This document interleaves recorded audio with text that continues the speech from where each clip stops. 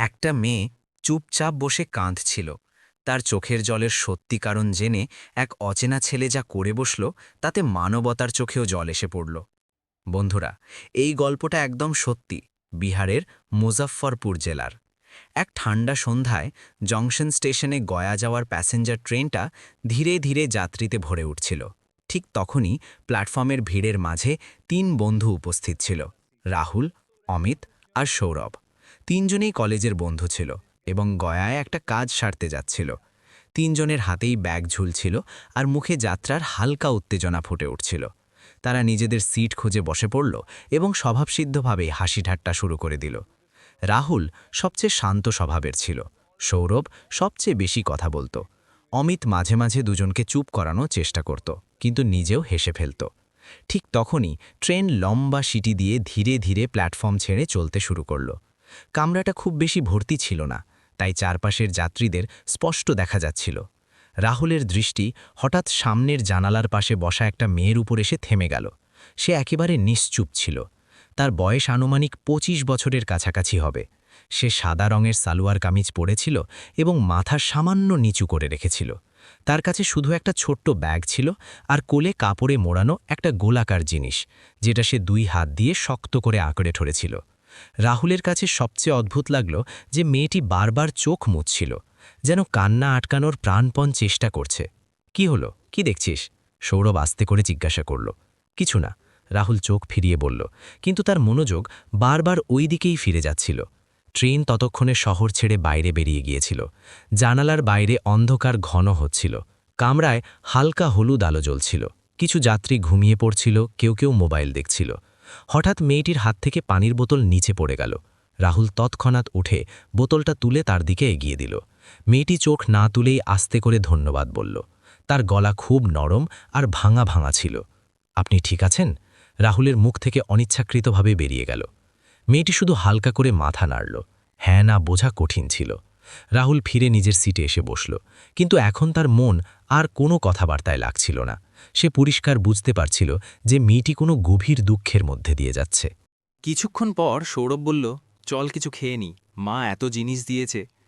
তিনজনে ব্যাগ থেকে পরোটা সবজি বের করে খেতে লাগল। রাহুল আরেকবার মেয়েটির দিকে তাকালো। সে এখনও আগের মতোই বসেছিল, যেন পাথরের মূর্তি। তাকে জিজ্ঞেস করে দেখি না, রাহুল আস্তে করে বলল। আরে থাক, জানি না কে। অমিত বলল। কিন্তু রাহুল উঠে গেল এবং আস্তে করে তার কাছে গিয়ে বলল, যদি চান তো খাবার নিতে পারেন, ঘরের তৈরি। সে খুব স্বাভাবিকভাবে বলল। মেয়েটি প্রথমবার তার দিকে তাকালো। তার চোখ ফোলা ছিল এবং তাতে গভীর ক্লান্তি ছিল। না, খিদে নেই, সে আস্তে করে বলল। রাহুল জোর করল না এবং ফিরে এলো। ট্রেন একটা ছোট স্টেশনে থামল। কিছু লোক নামল, কিছু উঠল। বাইরে থেকে চা কফির ডাক আসতে লাগল। চা নেবি? সৌরভ জিজ্ঞাসা করল। রাহুল ৩ কাপ চা নিল, আর একটা অতিরিক্ত কাপও। সে আবার মেয়েটির কাছে গিয়ে চুপচাপ কাপটা তার সিটের কাছে রেখে দিল। ঠান্ডা হয়ে যাবে বলে রেখে দিলাম। সে শুধু এইটুকু বলে ফিরে এলো। মেয়েটি প্রথমে কাপটা দেখল, তারপর আস্তে করে তুলে নিল। সে দুই হাতে কাপটা ধরল, যেন শুধু চা নয়, কোনো অবলম্বন ধরে রেখেছে। কয়েক চুমুক খাওয়ার পর তার চোখ থেকে আবার জল বেরিয়ে পড়ল, কিন্তু এবার সে মুখ জানালার দিকে করে নিল। রাহুল কিছু বলল না। তার মনে হলো কথা বলার চেয়ে চুপচাপ সঙ্গ দেওয়াই বেশি জরুরি। ট্রেন আবার চলতে লাগল। রাত এখন গভীর হয়ে গিয়েছিল। কামরায় বেশিরভাগ লোক ঘুমিয়ে পড়েছিল। রেল লাইনের একটানা শব্দ একটা অদ্ভুত নীরবতা তৈরি করছিল। তখনই রাহুল দেখল মেয়েটি তার কোলে রাখা কাপড়ের বস্তুটাকে আস্তে আস্তে হাত বুলিয়ে দিচ্ছে, ঠিক যেভাবে কেউ কাউকে আদর করে। সেই মুহূর্তে রাহুলের মনে অদ্ভুত ভয় আর প্রশ্ন দুটোই জন্ম নিল। কিছুক্ষণ পর মেয়েটি নিজেই আস্তে আস্তে বলল, গয়া কি অনেক দূর? রাহুল একটু চমকে উঠল। না, আর কয়েক ঘন্টা। মেয়েটি শুধু হুঁ বলল এবং আবার চুপ হয়ে গেল। কয়েক মিনিট পর সে আস্তে করে জিজ্ঞাসা করল, ফুলগু নদী স্টেশন থেকে কত দূর? এখন রাহুল বুঝতে পারল যে সে গয়ায় কোনো বিশেষ কারণে যাচ্ছে। খুব বেশি দূর নয়, অটো পাওয়া যাবে, সে উত্তর দিল। মেয়েটি চোখ বন্ধ করে নিল। তার মুখে এমন ভাব ছিল যেন সে কোনো খুব ভারী মুহূর্তের অপেক্ষায় আছে। রাহুল সাহস করে জিজ্ঞাসা করল, খারাপ না মনে করলে বলতে পারেন, আপনি একা যাচ্ছেন? মেয়েটি কয়েক সেকেন্ড কোনো উত্তর দিল না। তারপর আস্তে করে বলল, এখন তো সবসময় একাই যেতে হবে। তার গলায় এমন শূন্যতা ছিল যে রাহুলের বুকে বিঁধে গেল। কামরায় আবার নীরবতা নেমে এলো। কিছুক্ষণ পর রাহুল দেখল মেয়েটির চোখ থেকে নিঃশব্দে জল গড়িয়ে পড়ছে, এবং তখনই সে তার কোলে রাখা কাপড়ের বস্তুটাকে আরও জোরে বুকে চেপে ধরল, যেন তার পুরো দুনিয়া ওটার মধ্যে বাঁধা। রাহুলের চোখ অনিচ্ছাকৃতভাবে সেই বস্তুর ওপর আটকে গেল। এতক্ষণ সে শুধু আন্দাজ করছিল, কিন্তু এভাবে বুকে চেপে রাখাটা কোনো সাধারণ জিনিসের জন্য হতে পারে না। সে কিছু জিজ্ঞাসা করতে চাইছিল, কিন্তু নিজেকে থামিয়ে দিল। তার মনে হলো কিছু প্রশ্ন এমন থাকে যেগুলো জিজ্ঞাসা করা উচিত নয়। সময় এলে উত্তর নিজেই সামনে চলে আসে। ট্রেন অন্ধকার চিরে এগিয়ে চলছিল। মাঝে মাঝে জানালার বাইরে দূরের কোনো গ্রামের টিমটিম আলো দেখা যাচ্ছিল, এবং তারপর সবকিছু আবার কালো হয়ে যাচ্ছিল। সৌরভ আর অমিত এখন ঘুমিয়ে পড়েছিল। উপরের বার্থ থেকে তাদের হালকা নাক ডাকার আওয়াজ আসছিল। পুরো কামরা প্রায় শান্ত ছিল। রাহুলের চোখও ভারী হয়ে আসছিল, কিন্তু সামনে বসা মেয়েটির অবস্থা দেখে তার ঘুম আসছিল না। তখনই সে দেখল মেয়েটির হাত হালকা কাঁপছে। সে ইতস্তত করে জিজ্ঞাসা করল, পানি চাই? মেয়েটি না করল না। রাহুল বোতলটা তার দিকে এগিয়ে দিল। সে 2 চুমুক পানি খেল, এবং বোতল ফেরত দেওয়ার সময় প্রথমবার তার চোখে সোজা তাকাল। সেই চোখে ক্লান্তির চেয়ে বেশি ভাঙা ছিল। কিছুক্ষণ চুপ থাকার পর মেয়েটি নিজেই আস্তে করে জিজ্ঞাসা করল, আপনারা গয়া ঘুরতে যাচ্ছেন? না, একটা কাজে, রাহুল উত্তর দিল। আর আপনি? মেয়েটি কিছুক্ষণ চুপ রইল। মনে হলো শব্দ তার গলায় আটকে গেছে। তারপর বলল, আমারও একটা কাজ। এতটুকু বলে সে আবার জানালার দিকে তাকাল। রাহুল বুঝল যে সে কথা এগোতে চায় না, তাই সেও চুপ থাকাই ভালো মনে করল। কিন্তু এখন দুজনের মাঝে আগের মতো অচেনা ভাব আর ছিল না। রাত আরও গভীর হল। হঠাৎ ট্রেন জোরে ঝাঁকুনি দিয়ে ধীর হল এবং কোনো ছোট স্টেশনে থামল। বাইরে হালকা ঠান্ডা ছিল। কিছু লোক উঠল, কিছু নামল। দূরে কোথাও কুকুরের ডাক শোনা যাচ্ছিল। মেয়েটি আস্তে করে জিজ্ঞাসা করল, গয়া আসতে এখন কত সময়? প্রায় 2 ঘন্টা, রাহুল বলল। এটা শুনতেই মেয়েটি তার হাতে ধরা বস্তুটাকে আরও জোরে চেপে ধরল। তার চোখ বন্ধ ছিল, কিন্তু পাতার কিনারা দিয়ে আবার জল বেরিয়ে এলো। এবার রাহুল নিজেকে আর থামাতে পারল না। সে খুব নরম করে বলল, যদি চান তো বলতে পারেন, হয়তো মন হালকা হয়ে যাবে। মেয়েটি মাথা তুলল। কয়েক মুহূর্ত সে রাহুলকে দেখতে লাগল, যেন ভাবছে বিশ্বাস করবে কিনা। তারপর খুব আস্তে স্বরে বলল, মন হালকা? এখন আর হবে না। এই কথাগুলো এত সমতল ছিল যে তাতে লুকানো দুঃখ আরও গভীর মনে হচ্ছিল। রাহুল কিছু বলতে পারল না। তখনই মেয়েটি তার হাতে ধরা বস্তুর কিনারাটা একটু ঠিক করল। কাপড়ের নিচে মাটির কলস স্পষ্ট অনুভূত হচ্ছিল। রাহুলের বুকটা ধড়াস করে উঠল। এখন তার সব বুঝতে পারল, কিন্তু সে শুনতে চাইছিল, হয়তো তাই যাতে মেয়েটি নিজে বলে। কিছুক্ষণ পর মেয়েটি বলল, বিয়ে হয়েছে মাত্র 17 দিন। তার গলা ভাঙছিল। সবাই বলতো আমি খুব ভাগ্যবতী, ভালো ঘর, ভালো মানুষ। সে বলতে বলতে থেমে গেল। তারপর যেন নিজেকে জোর করে বলল, তারপর এক রাতে হঠাৎ সব শেষ হয়ে গেল। রাহুল একদম চুপ করে বসে রইল। সে মাঝখানে একটাও প্রশ্ন করল না। মেয়েটি বলতে লাগল, যেন মাসের পর মাস চাপা দুঃখ পথ খুঁজছে। তাকে তীব্র মাথা ব্যথা হল। হাসপাতালে নিয়ে গেলাম। সকালের মধ্যে পরের কথাগুলো তার গলায় আটকে গেল। সে চোখ বন্ধ করল এবং জল বইতে লাগল। কিছুক্ষণ পর সে আস্তে করে বলল, সবাই বলে ভগবানের ইচ্ছা ছিল, কিন্তু ভগবান এত নিষ্ঠুর কিভাবে হতে পারে? কামরায় সেই নীরবতাই ছিল, কিন্তু এখন সেটা আগের মতো খালি নয়, ভারী মনে হচ্ছিল। রাহুল বুঝতে পারছিল না কি বলবে। সে শুধু এটুকু বলল, আমার দুঃখ হচ্ছে। মেয়েটি হালকা করে হাসার চেষ্টা করল, কিন্তু সেই হাসি তৎক্ষণাৎ ভেঙে গেল। এখন আমাকে গয়া গিয়ে তাকে বিদায় দিতে হবে। সে বস্তুটার দিকে তাকিয়ে বলল, সবাই সঙ্গে আসার কথা ছিল, কিন্তু কারু সময় হয়নি। এটা শুনে রাহুলের ভেতরটা যেন ভেঙে গেল। তার প্রথমবার মনে হলো মানুষ সত্যি ভিড়ের মাঝেও কতটা একা হতে পারে। তখনই উপরের বার্থ থেকে সৌরভ পাশ ফিরে নিচে ঝুঁকে দেখল। সে অর্ধেক ঘুমের মধ্যে জিজ্ঞাসা করল, কটা বাজে? ঘুমিয়ে পড়, রাহুল আস্তে করে বলল। মেয়েটি প্রথমবার হালকা স্বাভাবিক ভাব দেখাল, যেন কেউ তাকে কিছুক্ষণের জন্য কান্না থেকে বাইরে এনে দিয়েছে। সে জল মুছে সোজা হয়ে বসল। ট্রেন আবার চলতে লাগল। এখন গয়া খুব দূরে নয়। বাইরে আকাশে হালকা কুয়াশা পড়েছে। দূরে কোথাও মন্দিরের ঘণ্টার আওয়াজ হাওয়ার সঙ্গে আসছিল। মেয়েটি আস্তে করে বলল, শুধু একবার সব শেষ হয়ে যাক, তারপর আমি আর কাউকে বিরক্ত করব না।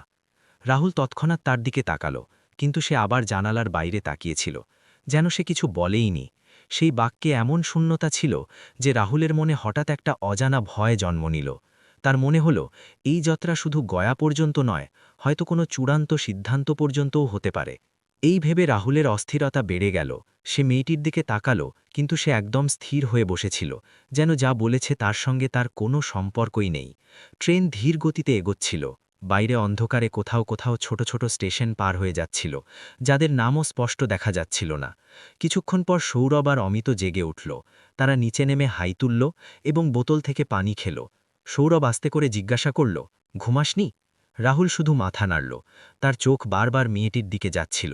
এখন সে আগের চেয়েও বেশি চুপ ছিল। ট্রেন একটা বড় স্টেশনে কিছুক্ষণের জন্য থামল। প্ল্যাটফর্মে হইচই ছিল। চা, বিস্কুট আর পানি বিক্রির ডাক কামরা পর্যন্ত আসছিল। অমিত নিচে নেমে সবার জন্য চা নিয়ে এলো। রাহুল এক কাপ মিটির দিকে এগিয়ে দিল। এবার সে মানা করল না। সে 2 হাতে কাপটা ধরল, কিন্তু খাওয়ার আগে কয়েক মুহূর্ত কাপটা দেখতে লাগল। সৌরভ আস্তে করে জিজ্ঞাসা করল, আপনি গয়াতেই থাকেন? মেয়েটি মাথা নাড়ল, না। তারপর সে কিছুক্ষণ চুপ রইল। তারপর বলল, শুধু কাজ আছে, তাড়াতাড়ি ফিরে যাব। তার কথা কম ছিল, কিন্তু গলায় এত ক্লান্তি ছিল যে আর কোনো প্রশ্ন করার সাহস হল না। ট্রেন আবার চলতে লাগল। এখন ঘোষণা হল, পরের বড় স্টেশন গয়া জংশন। এটা শুনতেই মেয়েটির হাত কষে গেল। সে তার কোলে রাখা কলসটাকে এমনভাবে ধরল যেন ফসকে না যায়। তার শ্বাস দ্রুত হয়ে গেল। রাহুল বুঝল যে সে ভেতরে ভেতরে কাঁপছে। যদি কোথাও যেতে হয় তো আমরা পৌঁছে দিতে পারি, রাহুল আস্তে করে বলল।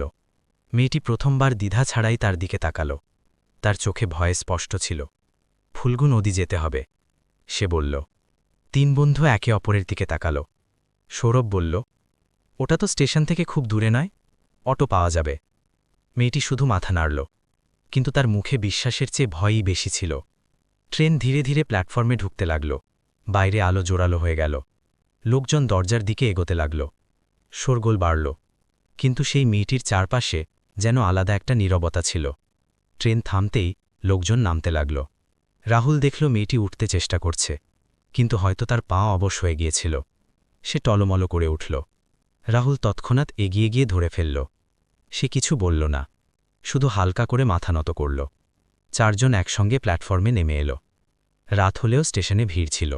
লাউডস্পিকারে ঘোষণা হচ্ছিল, ঠান্ডা হাওয়া বইছিল। মেয়েটি এদিক ওদিক তাকাল, যেন বুঝতে পারছে না কোন দিকে যাবে। অটো স্ট্যান্ড ওদিকে। অমিত ইশারা করল। তারা তার সঙ্গে হাঁটতে লাগল। পুরো রাস্তায় সে চুপ ছিল। তার পা ধীর ছিল, কিন্তু থামছিল না। অটো স্ট্যান্ডে পৌঁছে অনেক ড্রাইভার ডাকাডাকি করল। রাহুল একজন অটোওয়ালার সঙ্গে ফুলগু নদী যাওয়ার কথা বলল। বসুন, সে মেয়েটিকে বলল। মেয়েটি কয়েক মুহূর্ত দাঁড়িয়ে রইল, তারপর আস্তে করে বলল, আপনারা এখানেই? তার গলায় এমন ভয় ছিল যে রাহুলের বুকে কষ্ট হল। সে তৎক্ষণাৎ বলল, না, আমরা সঙ্গে যাব। সৌরভ আর অমিত সম্মতি জানাল। অটোয় 4 জন বসল। রাস্তা শান্ত ছিল। শহরের আলো পিছনে পড়ে যাচ্ছিল। হাওয়া আরও ঠান্ডা হচ্ছিল। মেয়েটি 2 হাতে কলসটাকে বুকে চেপে রেখেছিল এবং চোখ বন্ধ ছিল। প্রায় 15 মিনিট পর অটো থামল। সামনে অন্ধকারে ছড়ানো নদীর কিনারা। কিছু জায়গায় দিয়াশলাই জ্বলছিল। দূরে কোনো মন্দির থেকে ধীরে ধীরে ঘণ্টার আওয়াজ আসছিল। মেয়েটি অটো থেকে নামল, কিন্তু এগোবার সাহস পাচ্ছিল না। তার পা যেন মাটিতে আটকে গিয়েছিল। রাহুল আস্তে করে বলল, আমরা এখানেই আছি, আপনি একা নন। এটা শুনতেই তার চোখ থেকে জল বেরিয়ে পড়ল। সে ধীরে ধীরে নদীর দিকে এগোল। ঠান্ডা হাওয়া তার মুখে লাগছিল। সে কলসটাকে কপালে ঠেকাল, তারপর বুকে চেপে ধরল। কয়েক পা এগোবার পর সে হঠাৎ থেমে গেল। তার ঠোঁট কাঁপছিল। সে খুব আস্তে স্বরে বলল, আমি জানি না এরপর আমি কোথায় যাব। তার কথাগুলো হাওয়ায় যেন থমকে রইল। নদীর কিনারার ঠান্ডা রাত হঠাৎ আরও ভারী মনে হল। রাহুল তার দিকে তাকাল, কিন্তু সে সামনের শান্ত স্রোতের দিকে তাকিয়েছিল, যেন সেখানেই তার কোনো উত্তর মিলবে। সৌরভ আর অমিত একটু দূরে দাঁড়িয়েছিল, যাতে সে অস্বস্তি না বোধ করে, কিন্তু তাদের চোখ তার ওপরই ছিল। রাহুল আস্তে করে বলল, আগে যেটা জরুরি সেটা করে নি। তার গলায় কোনো দয়া ছিল না, শুধু একটা শান্ত অবলম্বন ছিল। মেয়েটি হালকা করে মাথা নাড়ল। তারা ঘাটের সিঁড়ির দিকে এগোল। রাতের জন্য সেখানে খুব বেশি ভিড় ছিল না। কিছু পণ্ডিত দূরে বসেছিল এবং কোথাও ছোট ছোট দিয়াশলাই টিমটিম করছিল। একজন বয়স্ক পণ্ডিত তাদের আসতে দেখে বুঝল তারা কি কাজে এসেছে। সে বেশি প্রশ্ন না করে পুজোর ছোট প্রস্তুতি করে দিল। মেয়েটি সিঁড়িতে বসে পড়ল। তার হাত ক্রমাগত কাঁপছিল। সে ধীরে ধীরে কাপড়ে মোড়া কলসটা খুলল। ভেতর থেকে মাটির সেই পাত্র দেখা গেল, যেটাকে সে এতক্ষণ বুকে চেপে রেখেছিল। কলসটা দেখতেই তার শ্বাস দ্রুত হয়ে গেল। সে 2 হাতে সেটা তুলে চোখে ঠেকাল। জল এখন অবিরাম পড়ছিল। সে কিছু বলছিল না, কিন্তু তার মুখে এমন দুঃখ ছিল যা শব্দে বলা সম্ভব নয়।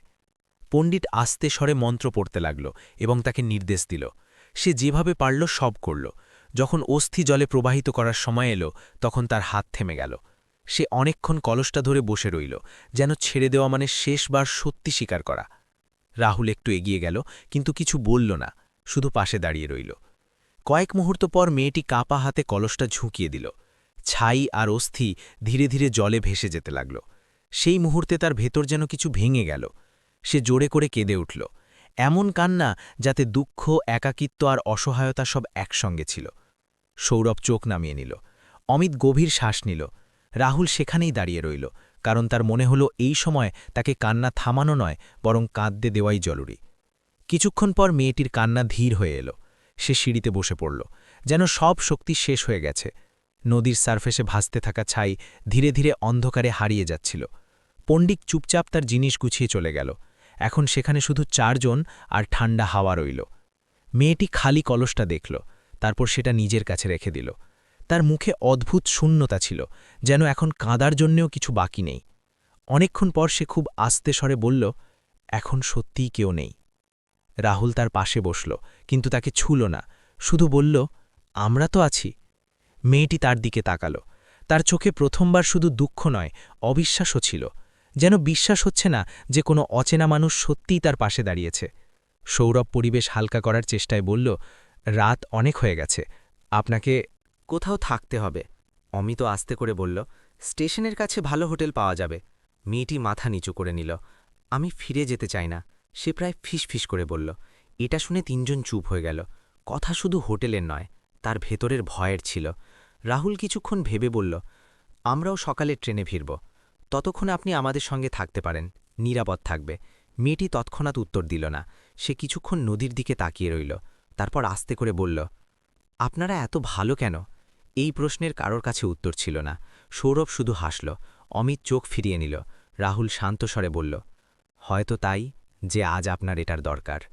মেয়েটির চোখে আবার জল এলো, কিন্তু এবার সেগুলো যেন ভাঙা নয়, বরং হালকা ছিল, যেন অনেক দিন পর কেউ তার দুঃখ বুঝেছে।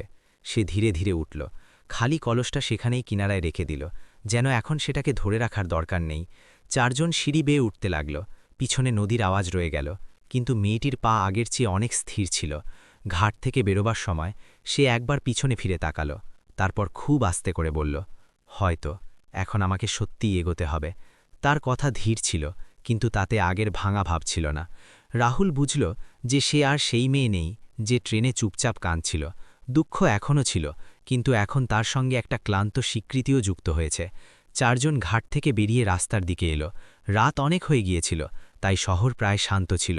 একটা ছোট লজ খোলা পাওয়া গেল, যেখানে তারা তার জন্য আলাদা ঘর নিল এবং নিজেরা পাশের ঘরে থাকল। সকালে যখন সূর্যের হালকা আলো জানালা দিয়ে ঢুকল, তখন মেয়েটি প্রথমবার কাঁদতে কাঁদতে না উঠে উঠল।